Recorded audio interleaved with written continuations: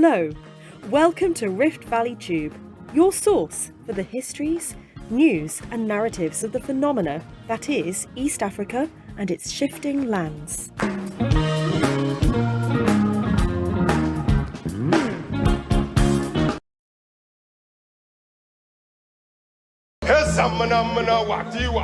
And when we saw him, we started screaming, JJ, JJ. That a coup will not succeed if the atmosphere, the climate is not calling for it. He told Ghanaians, I have hard work for you. Christianize me if you may, but don't try to Europeanize me.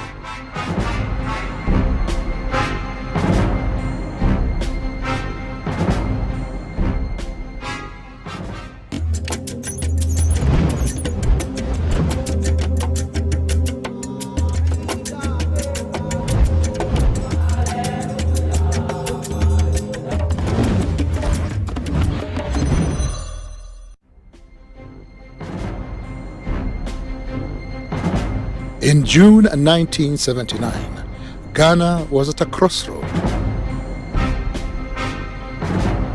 Another military coup was at hand. A young Air Force pilot who a few weeks before had been court-martialed and was awaiting execution was broken out of jail by his colleagues to lead what would be later known as the June 4th Revolution. Little was known of this man who would later be instrumental in changing the future of Ghana forever. His name, Jerry Rawlings.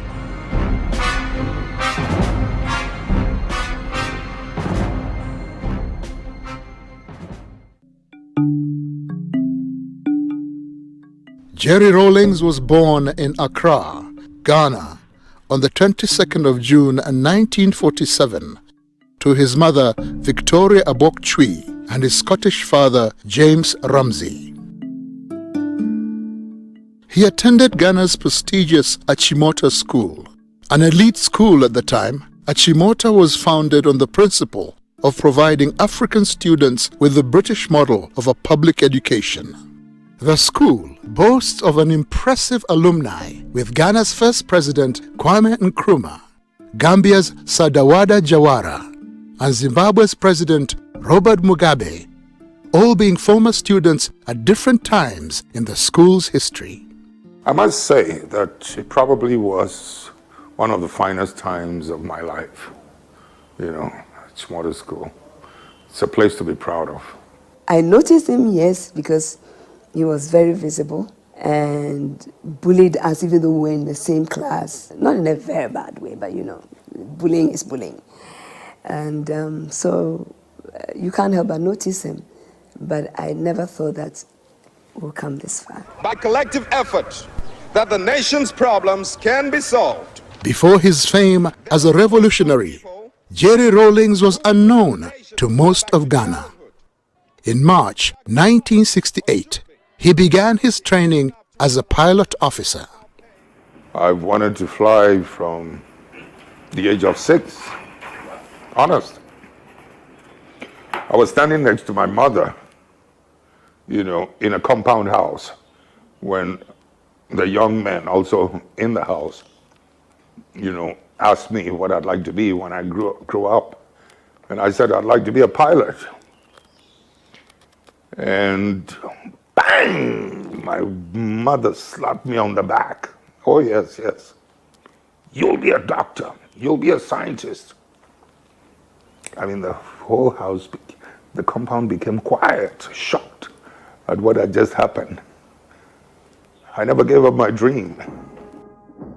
He graduated in January 1969 and was commissioned a pilot officer.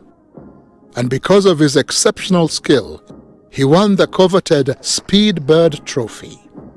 The Speedbird Trophy went to Lieutenant J.J. Rawlings for being the best Air Force cadet of the flying training school. I won the Speedbird Trophy. In those days, we didn't have televisions. You know, we had what they call the newsreels in movie houses. But my mother was not interested. He earned the rank of flight lieutenant in April of 1978. The early years of independence in Ghana were filled with great hope for the future, with the country's first president, Kwame Nkrumah's leadership, set to catapult Ghana into a new era. But over the years, Nkrumah's regime became less accommodating and declared the nation a one-party state. While on a state visit to Vietnam and China in 1966, Nkrumah was deposed from power in a coup. I was at school. So how did the people around him, how did they conduct or misconduct themselves in such a way as to bring so much hatred to Dr. Kwame Nkrumah? What followed was a period of military coups, failed civilian governments that left the people dissatisfied. Widespread corruption made life difficult for the people of Ghana. This led to growing anger and resentment. Ghana then, everything was monopolized. I remember our basic food like beans and gari was only sold. I remember at that time Malata was sold by one woman. One, believe you me, one person was selling that, only one. There was no soap. Just bathing soap, there was none. Toothpaste, there was none. Nothing. No food. And we got to know that Ghana was almost just getting to a ground. But the point is that we have set the example. We have shown that we're capable of doing it. Jerry Rawlings came into the public eye when on the 28th of May 1979, Rawlings, together with 6 other soldiers, were arrested by the militia for an attempted coup d'etat on the government of General Fred Akufo. Rawlings appeared before a general court-martial charged with leading a squad of soldiers on the 15th of May 1979. I keep describing it as turning on the gas in a kitchen. That's how volatile it was. From a distance, all you needed to do was to ignite a match and throw it inside. And that's what I could have done in 79, 15th May. I was praying for the best. I also knew exactly what was going on in the country and knew that he had taken the flag for all of us. Therefore, if he had to die for his conviction, I knew he would prefer to do that. He was found guilty and awaiting execution. The trial was a public one that was meant to deter any future coups and was broadcast for all of Ghana to see and hear. They were, they were trading some things amongst themselves, the prosecution and the lawyers and whatnots, and severally and whatnots, those terms they use. So I got up and grabbed the microphone, said, I don't understand these terms and all that's going on, neither do my boys. And I'm just here, and I'm taking responsibility for everything that's happened, and to leave my men alone. But I wanted to make sure that they hear what I have to say first. He made an unforgettable speech in court and said, I am not an expert in economics, and I am not an expert in law, but I am an expert in working on an empty stomach, wondering when and where the next meal will come from. I know what it feels like going to bed with a headache for want of food in the stomach. He was an embodiment of the reaction, the disappointment, the great disappointment of the people of Ghana.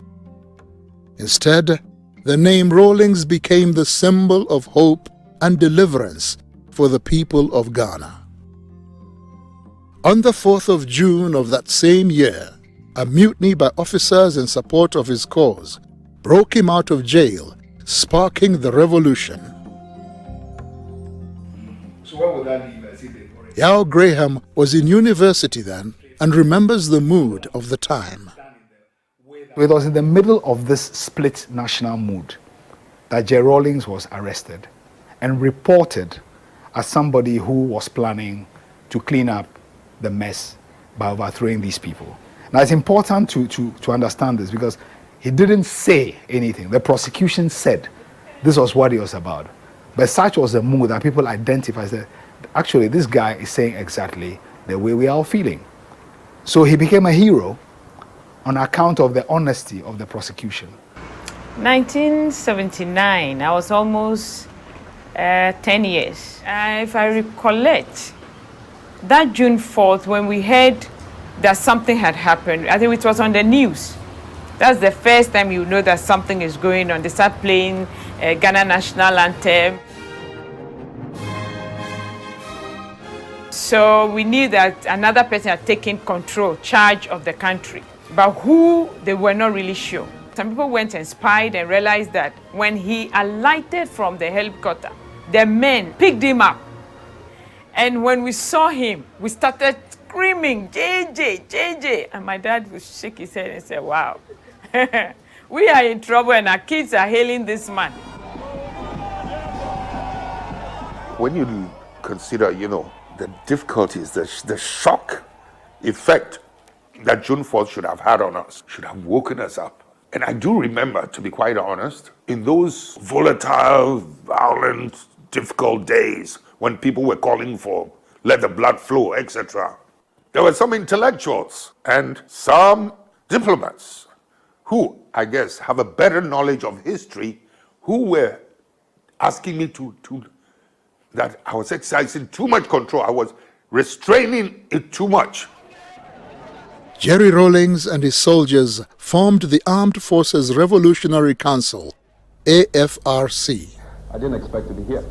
Later, the AFRC carried out what Rawlings described as a house-cleaning exercise. This was basically the identifying of leaders that were deemed corrupt.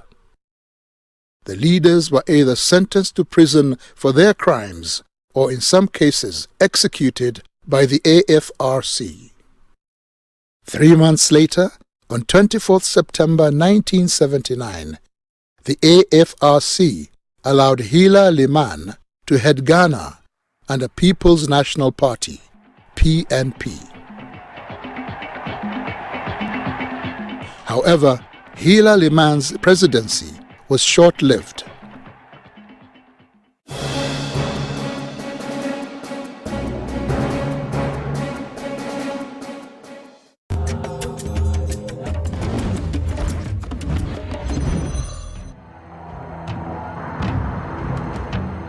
On 31st December 1981, after only 2 years as president, Liman's administration was cut short when Rawlings ousted him in yet another coup, claiming that his government was taking Ghana down a road of economic ruin. But it was his second coming, as we call it here, the 1981 coup d'etat, that then made him the figure that he is today. That was when people encountered him directly or indirectly. It was a fairly difficult period. The PNDC is a government that is or should be run by the people. I ended up in office not because I wanted to be chairman, to be head of state, but it was just my passion to see justice done, my love of freedom. That's what puts me always in this position, or put me in this position. Rawlings' government was called the Provisional National Defense Council, PNDC. PNDC was made up of both civilians and soldiers. The government set about to restore the nation's pride and infrastructure through hard work, determination, and mass inclusion. The politics of the country was being driven very much by ordinary people, by young people, particularly students, and a lot of the people who fanned out across the country to build the base for the PNDC. Students took months, university students took months from school to go and lift cocoa for export. The symbolism of that was very important. I belong to the generation that actually had to stop schooling, and we had to go out working to get cocoa from the farms to the ports to be exported and other things. It brought us awareness. If earlier on we thought there was a thin divide between the people and government, now that alone told us that we are the government and it's the people who make up the government, and that it is time for us to stand up for our own rights. That is what Jerry Rawlings represents for most of the people of my generation.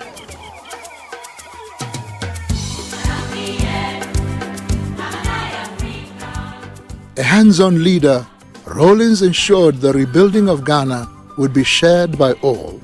Soldier and civilian took part, with no task too big or too small.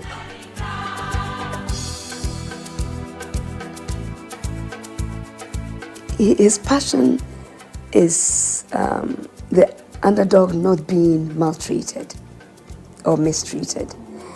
And looking at a situation where if we have, let's say, 6 million Ghanaians, he wants to bring all 6 million Ghanaians to a certain level of livelihood.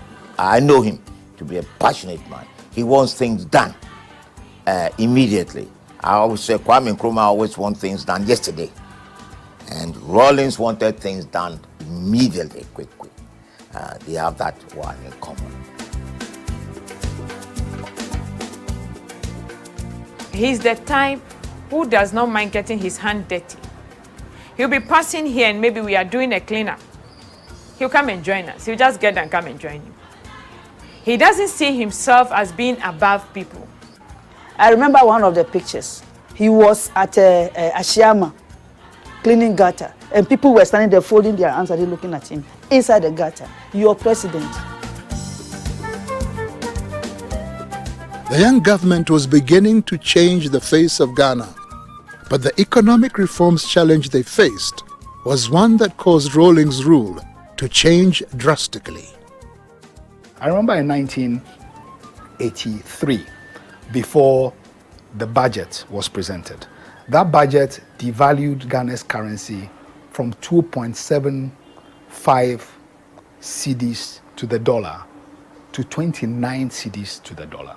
Previous governments have been overthrown for much smaller devaluations.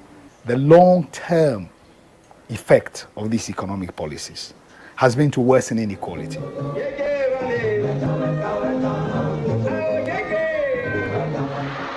Rawlings' government's response to its critics was to clamp down on opposition. The media in particular was hit hard. Haruna Atta, a journalist, shares his experience. Those were what one would describe as the bad old days when journalists were under siege, sort of. At that time, he was very much seen as the dictator, like the quintessential African dictator. Rawlings and his government had to instill measures that before would seem to be a compromise of their status quo, dealing with the West. Pope John Paul described capitalism, the capitalist economic philosophy, as the savagery of capitalism. What are you going to say about us in the so-called developing world, in Africa? Rawlings is a man of many faces. There was a time I wanted to be a priest, you know. Yeah. Charismatic. How are you? I'm going to take you together with a flower. And now, his long-time secret as an artist has been finally exposed. You may not believe it, but I'd much rather be known as an artist than as a president. Just as I would much rather probably be known for flying skill than being a president. Maybe it's because through this, you can see my power of observation, my sense of precision, my striving for excellence. I don't know where you found this, but the point is, I've kept quiet about this thing because I haven't done my wife's portrait yet, you know. If I'd done my wife's portrait also, I would have felt good about, you know, displaying this. A family man, he is married to Dr. Nana Agyemang Rawlings, his childhood sweetheart. He doesn't remember. I remember the first place I met him in primary school at a school called Mrs. Sam.